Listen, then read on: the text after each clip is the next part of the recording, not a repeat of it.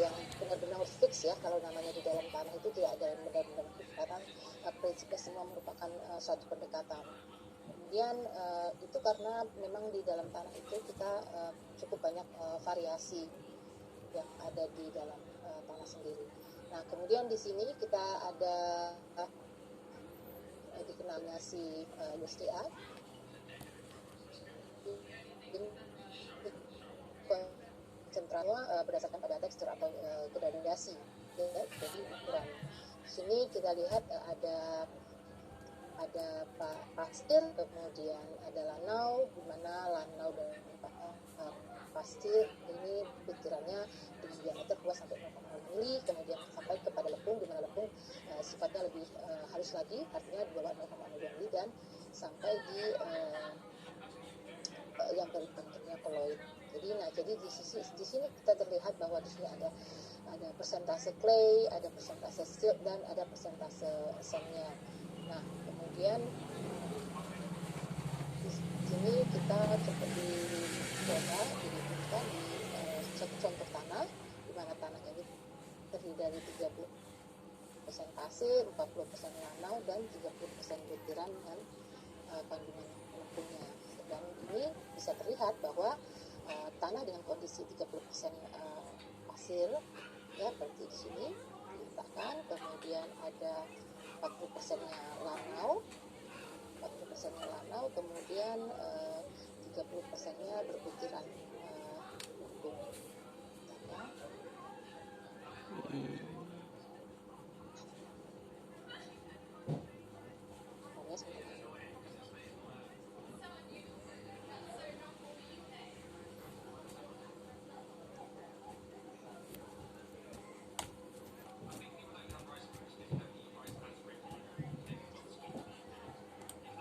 Kemudian dari hasil yang ditunjukkan anak-anak tadi, maka jenis tanahannya berupa tanah clay atau lepung dengan kondisi tanah seperti tanah liatnya, tapi dia tidak terlihat di situ sebagai clay dengan kondisi yang high plasticity, ya. Nah, di sini hanya didasarkan pada diagram atau tanah yang lolos diameter 10, karena ini untuk menunjukkan bahwa tanah tersebut biasanya kalau yang diameter 10 itu untuk tanah yang sudah mendekati kondisi pasir. Apabila terdapat tanah yang mengandung butiran berdiameter lebih dari 2 mili, maka perlu diadakan koreksi. Oke, kemudian yang di sini contoh tanah lagi, tanah B. Kemudian tanah B ini terdiri dari 20% kerikil, 10% pasir, dan 30% lanau, dan 40% lempung. Juga gitu, jadi dibuat seperti ini, persentase, kemudian kondisi tanahnya nanti itu tertuju seperti ini, di mana nilainya 12,5% itu berupa pasir dari hasil perhitungan, kemudian lanaunya juga 37,5, dan kemudian claynya, maka ini termasuk pada kondisi tanah dengan tanah clay. Artinya kalau kita semakin ke atas, ini berarti persentase claynya lebih dominan, ya.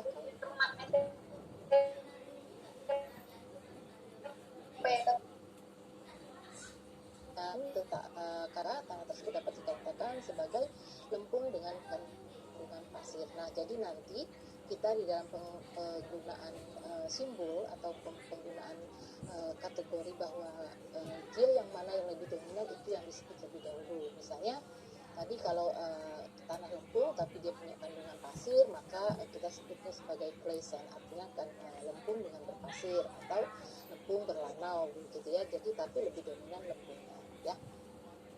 Kemudian klasifikasi tanah berdasarkan tekstur relatif sederhana, hanya didasarkan pada distribusi ukuran butiran saja. Sementara pada kenyataannya kalau pada tanah lempung dikandung pula sifat-sifat fisik yang bersangkutan. Itu kita memerlukan yang namanya sifat plastisitas, atau dalam kemarin kita melakukan ujian tertentu, ya.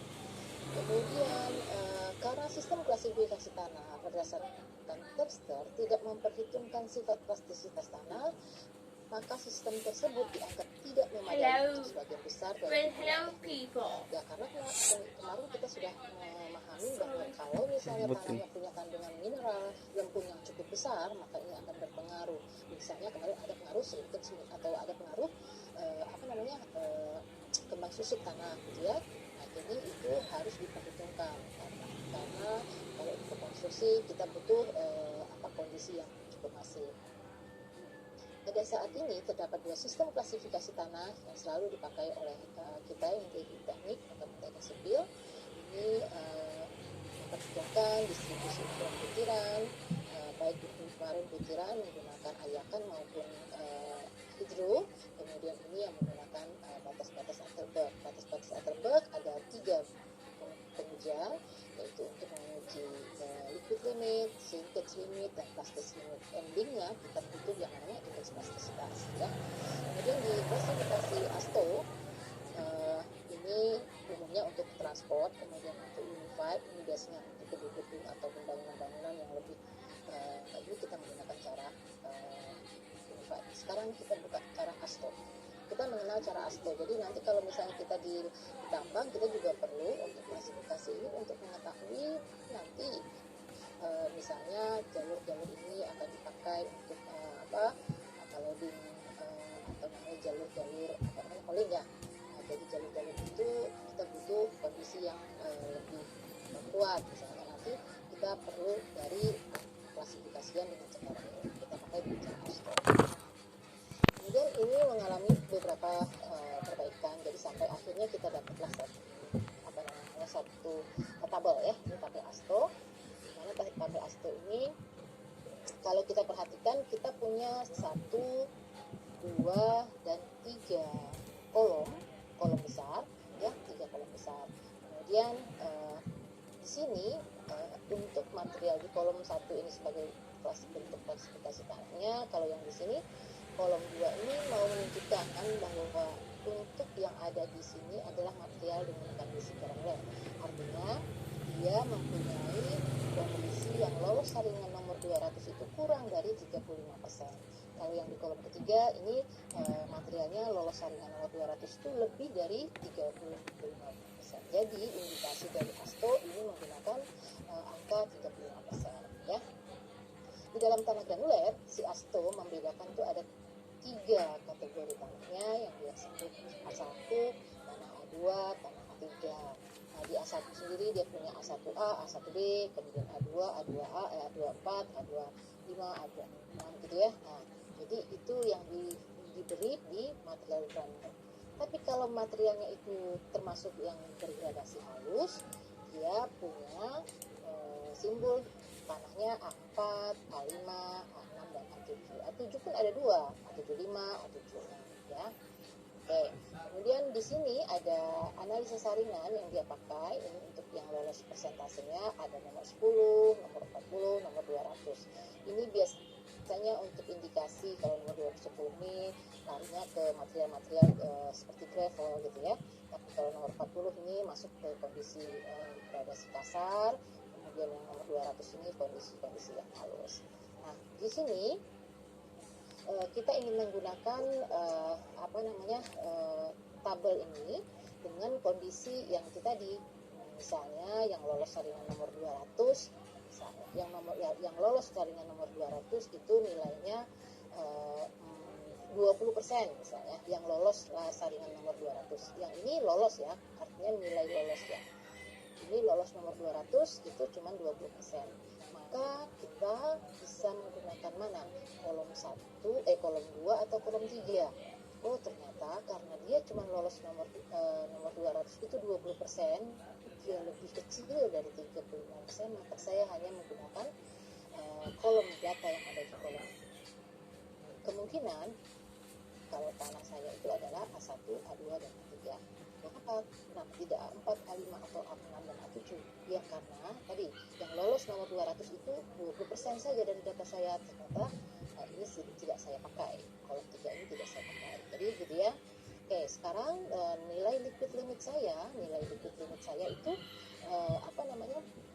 nilai liquid limit saya itu misalnya 45 gitu ya, 45. Kemudian indeks plastisitas, itu indeks plastisitasnya saya tadi adalah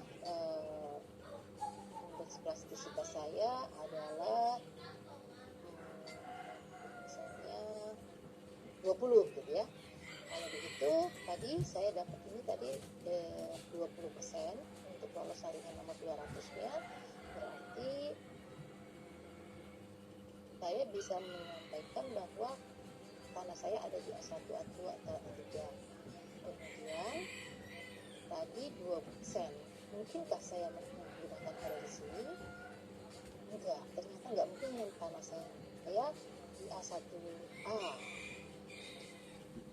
Kenapa 20%? Sementara yang di sini cuma maksimumnya 15%. Jadi kemungkinan tanah saya adalah A1B. Kemudian tidak mungkin saya mendapatkan sebagai kategori tanah A3 karena yang di sini cuma 10%.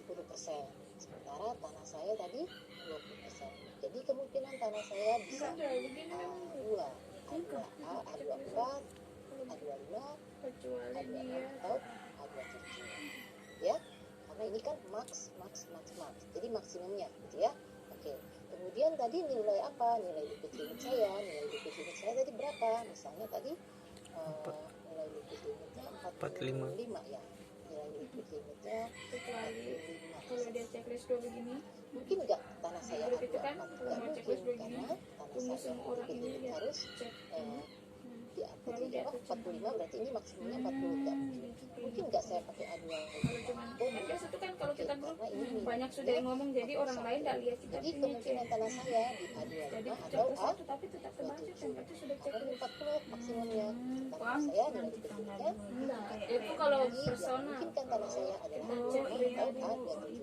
Kan Kemudian indeks plastisitas yang kita tadi indeks plastisitasnya berapa? Misalnya 15. Berarti kalau tadi A25, A27, kemungkinan tanah saya bukan di A25 karena di sini indeks plastisitasnya 10, sementara indeks plastisitas saya adalah misalnya tadi berapa? 15. Berarti saya tanahnya adalah A27. Itu caranya ya. Indeks plastisitas itu kemarin adalah nilai liquid limit berlanjut tuh sampai sekolah lain. Kemudian ada lagi untuk melakukan kategori, dia menggunakan nilai group index kalau itu terjadi pada material dengan gradasi halus. Ini di sini ada gradasi untuk yang A7, ada A75, ada A76. Dia digunakan nilai ini, nilai A75 apabila indeks plastisitas, indeks plastisitasnya itu lebih kecil dari nilai liquid limit dikurangi 30. Kalau A76 apabila nilai indeks plastisitas kita lebih besar daripada nilai liquid limit dikurangi 30. Jadi kalau yang A75 ini lebih kecil daripada nilai liquid limit kurang 30. Kalau yang A76 berarti dia nilainya lebih besar. Jadi nanti kalau kita ketemukannya kita periksa lagi itu gitu ya. Oke, ini tadi sudah ini biasanya klasifikasikan ke dalam 7 kelompok ya, tadi sudah saya jelaskan banyak 1 sampai A7. Kemudian itu tadi pembagian nilai gradasi kasar dan gradasi halus. Kemudian ini ASTO membedakan bahwa yaitu tadi dia menggunakan dekil itu nomor 10, kalau nomor 4 ya. Nah, ini yang dikatakan pasir, kemudian ya. Dan indeks plastisitas untuk tanah yang berwarna biasanya dia gunakan nilai indeksnya lebih kecil daripada 10. Kalau yang lempung ini lebih besar daripada 11. Oke, ini cara mengklasifikasi dengan cara ASCO. Ini dia juga punya tabel, yang bukan tabel ya, jadi grafik yang ada di sini. Ini menunjukkan ada tiga garis. Ini garis yang di 10%, kemudian ini yang membagi antara nilai liquid limitnya yang 40%. Ini 40%. Kemudian ini untuk menjadi sebagai garis pembagi. Nah, di sini yang tadi saya bilang, kalau nanti kita menggunakan data nilai liquid limit dengan indeks plastisitas, kita bisa mencari. Kalau misalnya tanahnya dengan indeks plastisitas 30, nilai liquid limitnya 20, maka liquid limitnya 20 kita tarik, kemudian indeks plastisitasnya kita tarik, maka tanah kita kemungkinan ada di A26 atau A6. Kok begitu? Ya, karena kita nanti lihat lagi nilai grafiknya tadi, apa nilai yang lolos taringan tadi, kategorinya kemungkinan kalau ke A26 itu berarti gradasi kasar, kalau A6 gradasi halus. Tadi A6 ini kategori yang lebih dari 35%, ya. Oke, kemudian sistem ASTO ini mengevaluasi mutu kualitas tanah sebagai bahan lapisan tanah dasar atau subgrade. Jadi nanti kalau di jalan atau ada material untuk kita tempatkan di atasnya berupa pondasi jalan, maka kita bisa menghitung dulu atau mengecek dulu kondisi tanah dasarnya dengan melakukan cek terhadap group index, ya. Group index ini dihitung dengan ini F adalah nilai presentasi butiran yang lolos nomor 200, kemudian ini nilai liquid limit, kemudian ya ini indeks plastisitas. Sehingga suku pertama persamaan ini adalah bagian dari indeks yang ditentukan dari batas liquid limit, kemudian ini digunakan dari indeks batas indeks plastisitasnya. Oke, dari ini kita bisa lihat contohnya, misalnya ya. Ini tadi hasil dari analisa distribusi butiran nomor 10 ini 100%, nomor 200 ini 75%. Misalnya dari sini kalian sudah bisa menyatakan bahwa itu gradasi kasar atau gradasi halus. Namanya gradasi kasar atau gradasi halus. Coba ada yang bisa tahu dari data itu? Yang lain ada? Gradasinya kasar atau halus?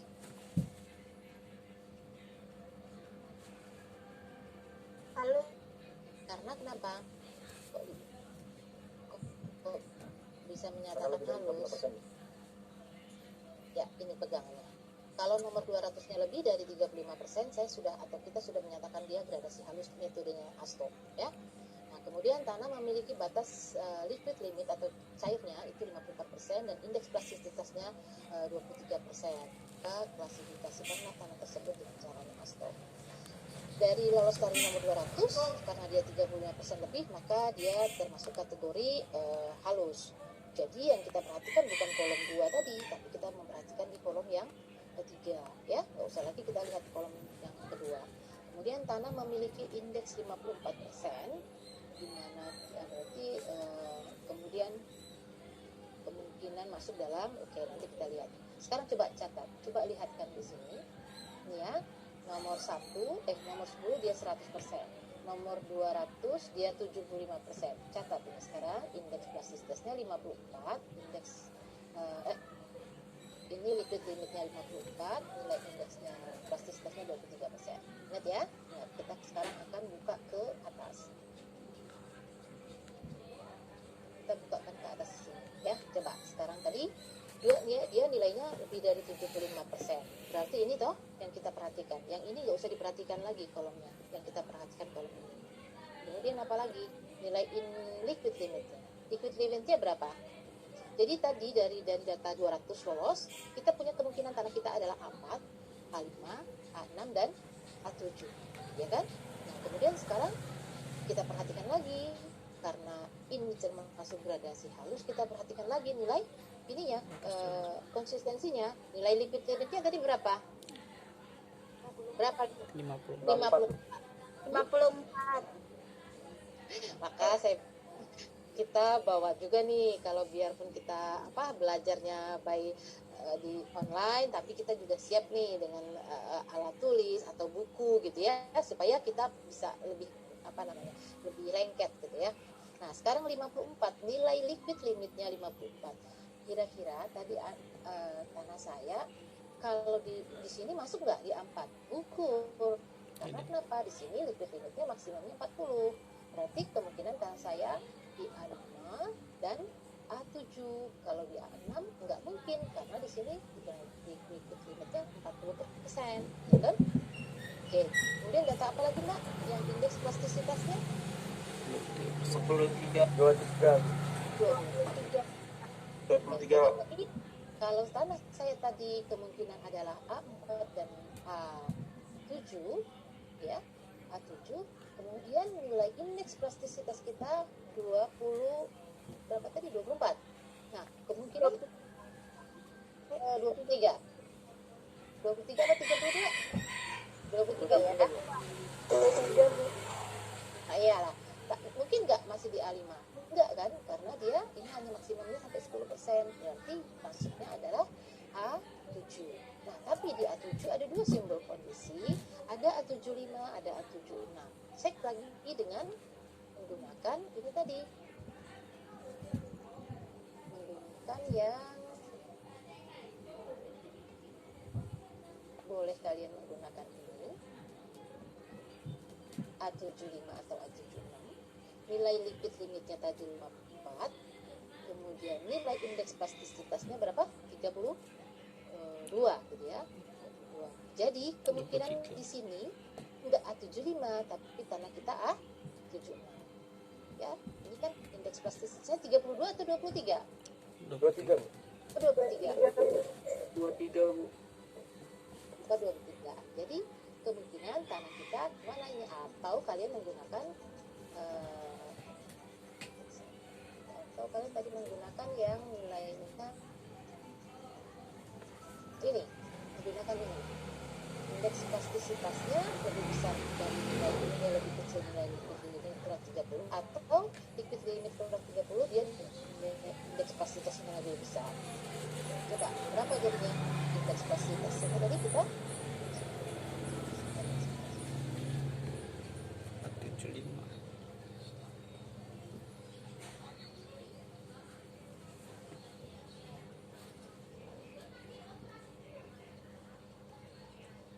jadi ini gimana? Nilai liquid limitnya berapa? Jadi 54 Bu. hah? 54. Enggak, iya, nilai indeks plastisitasnya kan 23. 23. Jadi tadi 54 dikurangin 30 berapa? 24. 2? 4. 24. Jadi itu nilai indeks plastisitas kita 23 kan tadi?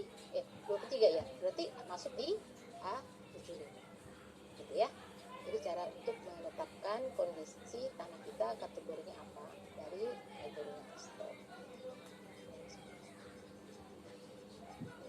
Sebentar ya, Mama.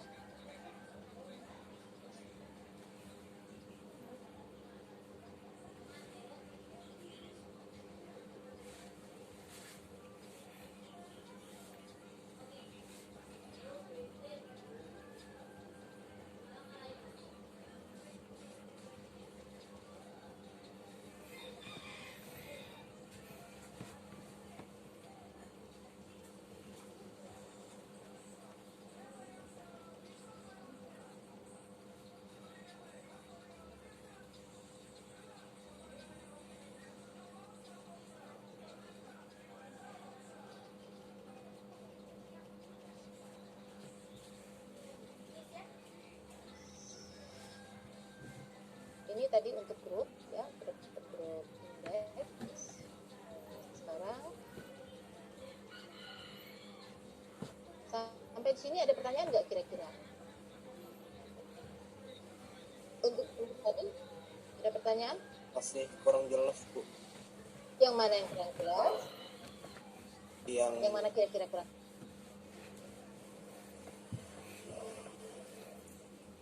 itu Bu, yang liquid limitnya tadi Bu. Nilai liquid limit. Iya.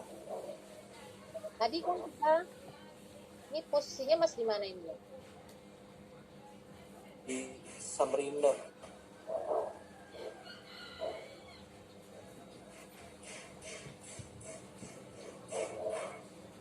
Oke, Anda ya. Ya. Jadi gini, di sini kita bisa lihat tadi kan nomor 275%, berarti ini 35% lebih ya. Maka kita tetapkan itu sebagai kondisi gradasi halus.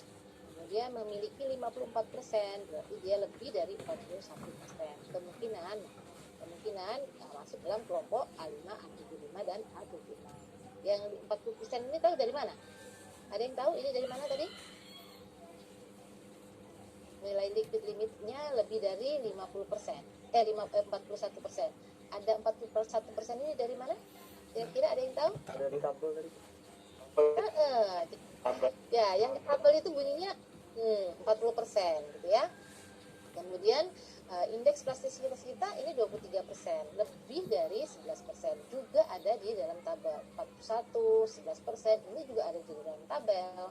Nah, sehingga sekarang kita melihat dulu, kontrol bahwa nilai indeks plastisitas yang tadi, kalau dia nilainya 24, berarti ini kan kondisinya kita ada di A75 karena nilai indeks plastisitasnya ini lebih kecil daripada nilai liquid limit 30-nya ya.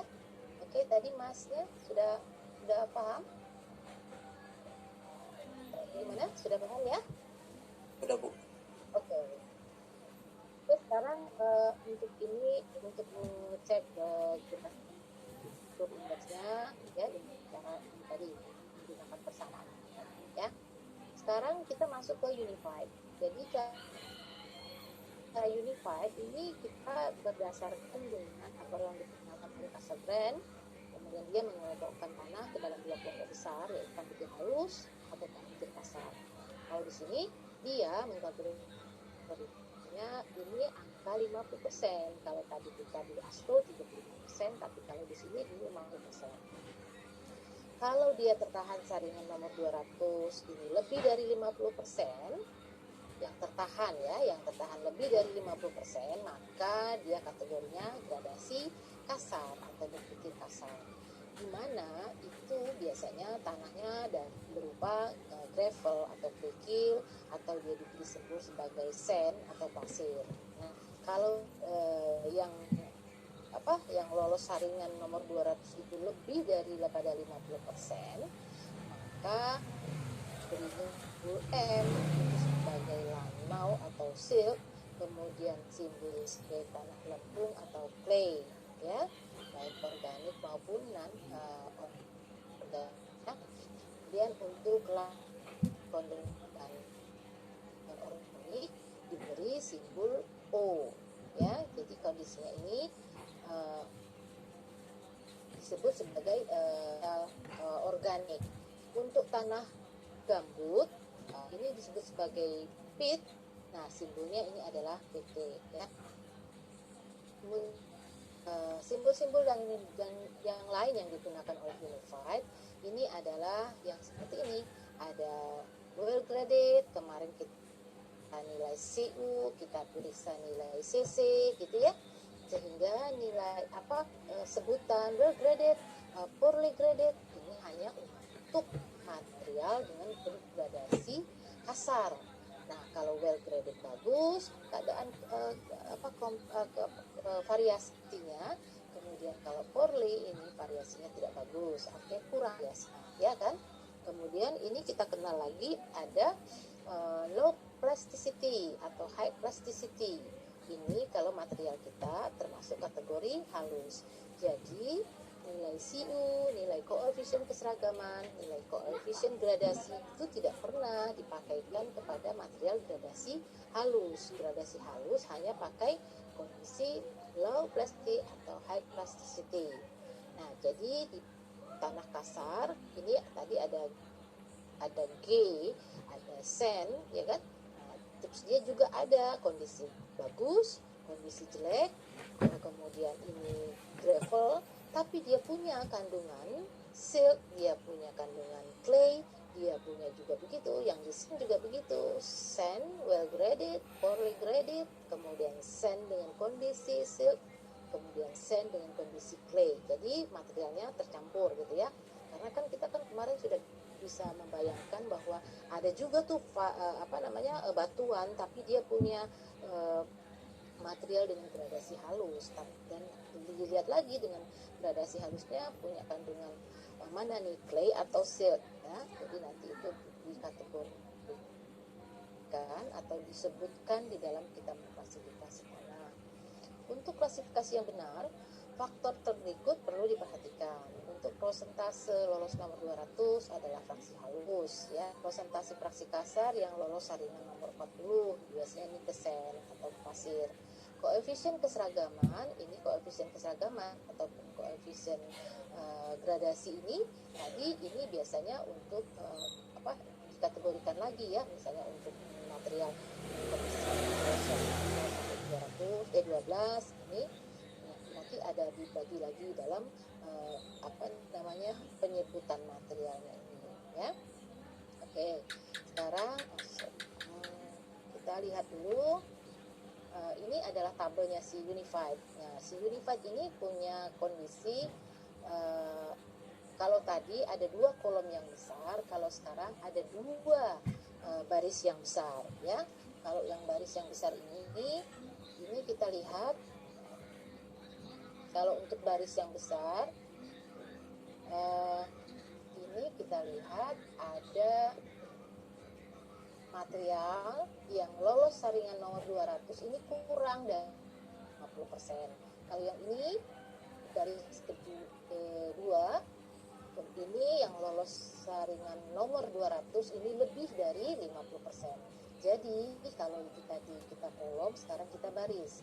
Nah, kita kemungkinan GW, GP, GM, GC, SW, SP, SM, SC gitu. Kemudian kalau misalnya dia bergradasi halus, artinya dia lolos nomor 200, lebih dari 50%, kemungkinan tanah kita ML, CL, UL, MH, OH, dan CH ya.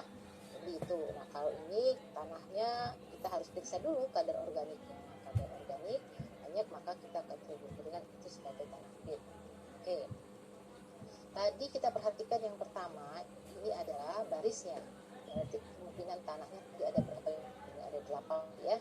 Kemudian sekarang tahap berikutnya kita memperhatikan ini ada kolom yang berikutnya. Ini ada kerikil atau 50% atau lebih dari fraksi kasar ketahan nomor 4. Jadi gini, kalau yang ini tanah kita dinyatakan gravel, yang lolos saringan nomor 4 itu kurang dari 50%. Kalau yang ini dinyatakan bahwa tanah kita termasuk kategori sand atau pasir apabila lolos saringan nomor 4 itu ya. Nah, jadi kita sudah dapat kondisinya ini tadi, kita bisa mengukur gravel tanah yang lolos lebih 50%, tanah kita bisa sand. Itu untuk yang kasar. Oke. Dan untuk yang gradasi halus, nah gradasi halus juga gitu. Kalau yang dengan kalau yang nilai liquid limitnya ini kurang dari 50% liquid limitnya, maka kategori tanah kita bisa